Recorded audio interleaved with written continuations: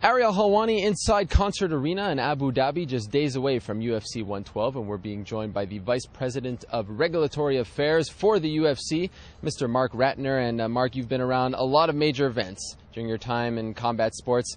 Where does this one rank in terms of how special it is? Well, Ariel, it really is. It certainly reminds me of my boxing days with the outside fights at Caesar's Palace and the Las Vegas Hilton. To see this built out of the desert, and now it's almost to reality, is very exciting.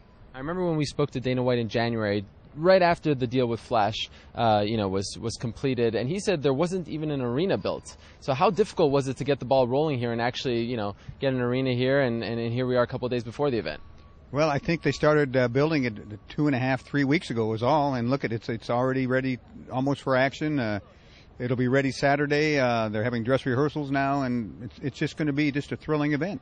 Now we know when the UFC goes overseas, you sort of act as the commission, right? There, in the UK, there is no. It's not like in the United States. So how does it work over here? Is it similar to a UK event? Well, we're running it just as if it was a UK event. They do not have a commission. So what I do is run it as if it was in the state of Nevada. We use all the same rules, the unified rules. We bring in doctors, we bring in referees, judges, inspectors. We'll have drug testing, and it'll be seamless.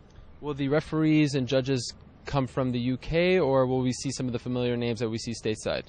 You'll recognize them all, some UK and some US. Okay, and how difficult, just getting an event in the Middle East and putting it on, is it the same thing as going to Germany or Birmingham, Birmingham, England, or is it a little different because you're in a whole new market here?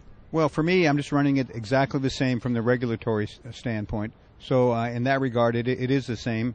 There's different customs here that we have to get used to, but to do the first event in the Middle East is very, very thrilling. And you talk about different customs. A lot of people are wondering, will there be octagon girls? Will there be loud music? Will there be alcohol sold? Shed some light. Will all those things will it be just like a normal UFC event? My understanding is yes, that the ring girls are here, and I'm not sure the alcohol policies yet, but I believe there will be some sold. So it should be just like any other pay-per-view we do. And obviously, this is the first ever outdoor UFC event. Any precautions, in place in case? I'm sure it's not going to rain, a sandstorm. I don't know, but is this anything being done beforehand, just in case something with the weather goes a little screwy? I think a lot of praying. Yeah. As far as I know, no, the show will go on. We're not worried about rain. Certainly, that you're in the desert, so you could have some sand blowing, but everything points to a very, very good show. Safe to assume this will perhaps be an annual event here in Abu Dhabi, the UFC coming? I believe that to be true. We have a limited number of events, and so but this I think will be one of our annual events. Now, will you possibly, with this relationship with Flash, perhaps go to other Middle Eastern countries, or are you going to look to focus and sort of build a home here in Abu Dhabi? Well, I think that this partnership is a wonderful, wonderful thing, and we can certainly go other places. But I want to get this first show done in Abu Dhabi, and then we can discuss expansion. All right, and let's talk about some other news. Of course, you do a lot of work with the UFC in terms of breaking down barriers and getting the UFC, into local markets for the first time. Vancouver, on again, off again. Now it's on again. Is it official? Will UFC 115 be held at GM Place in Vancouver? Yes, we have announced it, June 12th in Vancouver. We still have a few hurdles to get over from the medical standpoints, but yes, it's going to happen. It's going to be a big show, and I believe it's going to sell out real quick once we put tickets on sale. We had heard rumors that Cincinnati was on hold in case Vancouver fell through. How close was the event to not happening in Vancouver? Well, I think it was close. I was always optimistic, cautiously optimistic, and I knew that when everybody listened and understood what we're doing from the health and safety standpoint, that we would be able to have this show. But there were some insurance questions, some indemnification questions, and I believe we've answered those to the city councils. I think they understand now.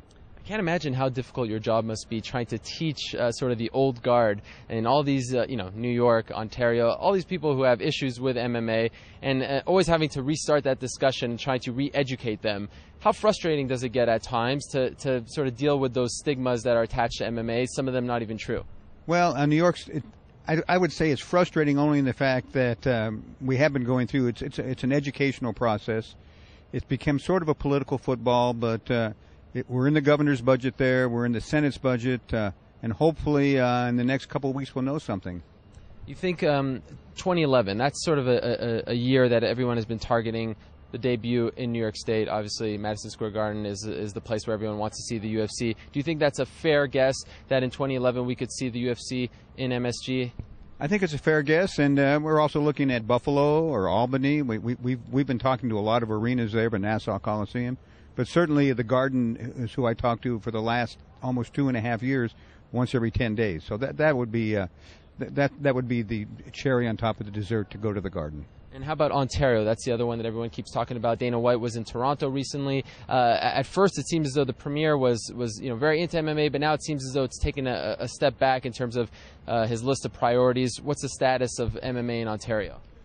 Well, we certainly understand that MMA should not be the main priority of any leader, but as Dana said, and as I believe, at least they're talking about it now. It's on his radar, and I believe also in 2011 we'll get it together. Ontario and certainly Toronto is one of the hottest MMA places in the world. On a per capita basis, we do more business there than any other place.